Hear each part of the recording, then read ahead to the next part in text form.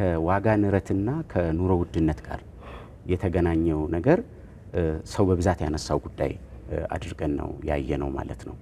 ስለዚህ ስራ እየተሰራ ነው፣ መሰረተ ልማት እየተስፋፋ ነው፣ ሀገር እያደገች ነው። ነገር ግን የኑሮ ውድነቱ አልተስተካከለልንም።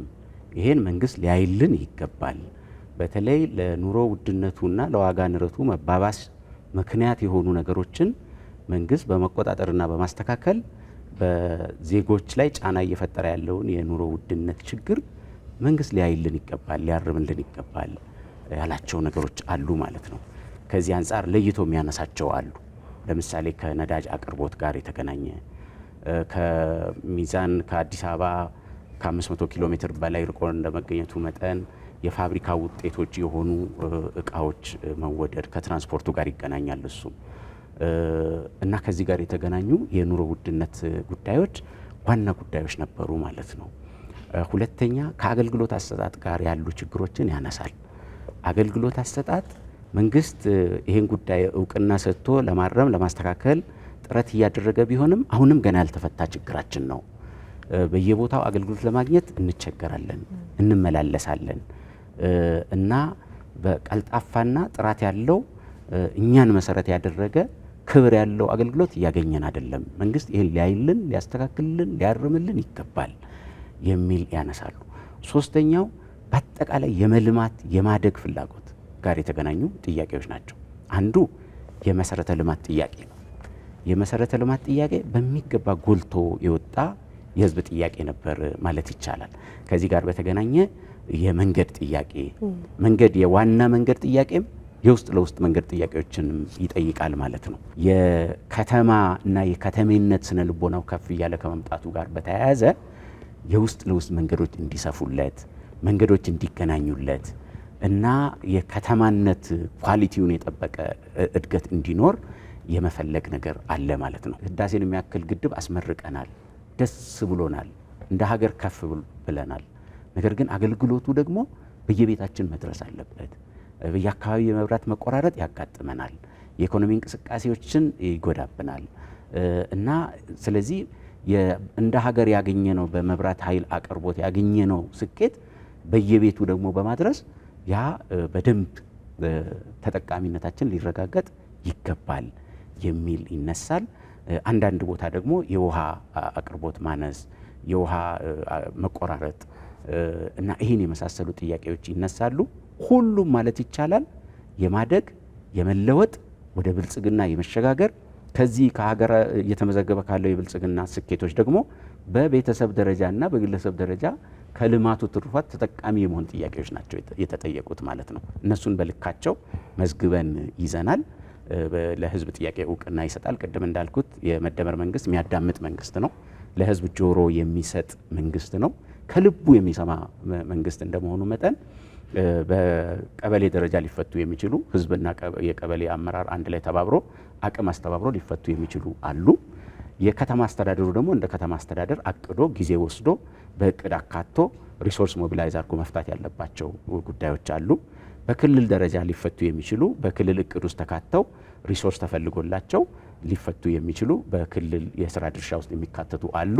እንደ ፌዴራል መንግስት ደግሞ አቅም በፈቀደ መጠን እያቀድን የምንፈታቸው አሉ።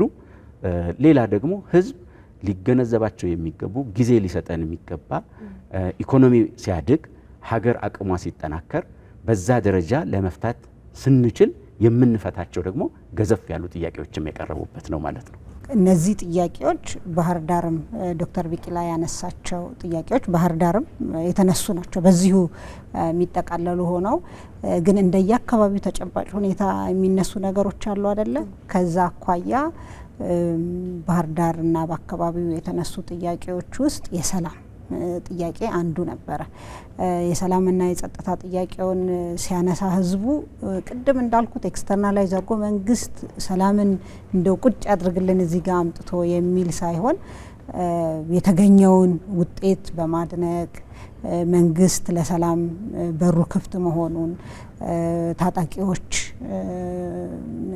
በሰላም ወደ ህዝብ መቀላቀል እንዲችሉ የዘረጋውን የሰላም እጅ እና የከፈተውን በር በማድነቅ ያ ተጠናክሮ እንዲቀጥልልን የማለት ከዛ ባሻገር ግን በዚህ በሰላም እጦቱ ውስጥ የአንዳንድ አመራሮች ሚናም እንዳለበት ያ መፈተሽ እንዳለበት ልማት ራሱ ሌላ ልማት ዲማንድ ይፈጥራል ፍላጎት ይፈጥራልና የተሻለ ነገር ሲያይ ሁላችንም የሰውን ባህሪ አይደለ ተጨማሪ ነገር እዚህ ጋር የደረሰው እኔ ጋር የሚድረሰኝ ማለት ፍላጎቶች አሉ የአገልግሎት አሰጣጥ እንግዲህ እንደ መንግስት አክኖሌጅ አድርጎ መንግስት በቃ ይሄ ትልቁ ክፍተታችን ያልመለስ ነው በአግባቡ ያልመለስ ነው በማለት እየተሰራ ያለ መሶቢያ አንድ ማዕከል አገልግሎት የዛ ምላሽ አንዱ አካል ሆኖ ግን ገና ብዙ የሚቀሩ እንዳሉ ህዝቡ ነግሮናል።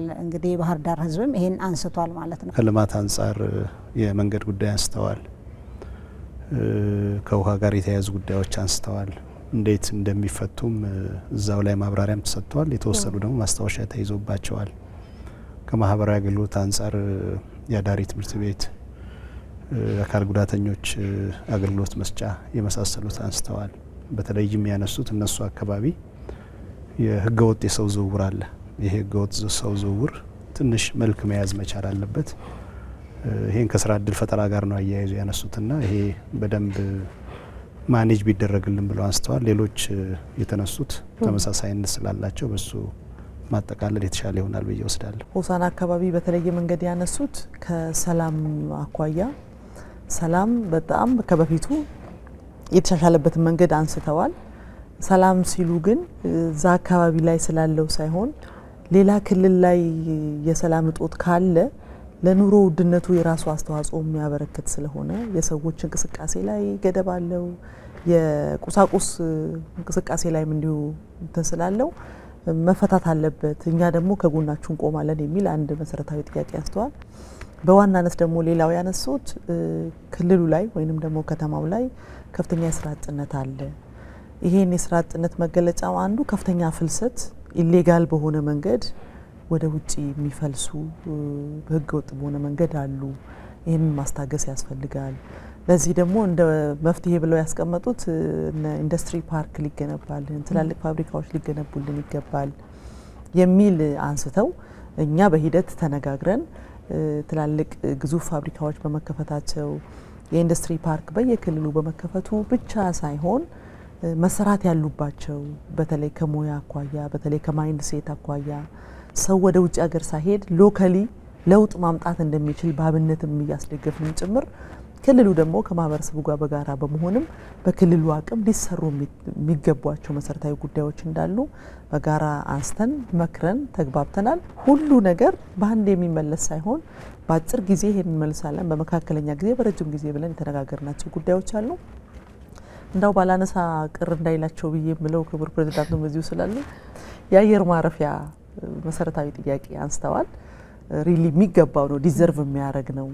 በፊት በነበረው አጠያይቅ ህዝብ እከሌ ዞን ሄደው መሰረተ ልማት እኔ ጋር ለምን አልመጣም ነበር የሚባለው። አሁን ግን ስለሚገባም ጭምር የጠየቀበትና እድገቱም ያንን ዲማንድ የሚያደርግም ስለሆነ ነው ብለን ተግባብተን ግን ደግሞ ሀው ፓርቱን ቁጭ ብለን ተነጋግረን አቅደን የምንመልሰው ነው የሚለውን ተግባብተናል። መንግስት ደግሞ በራሱ ሂደት ምላሽ ይሰጥበታል ብዬ አስባለሁ። ተመሳሳይነት አላቸው።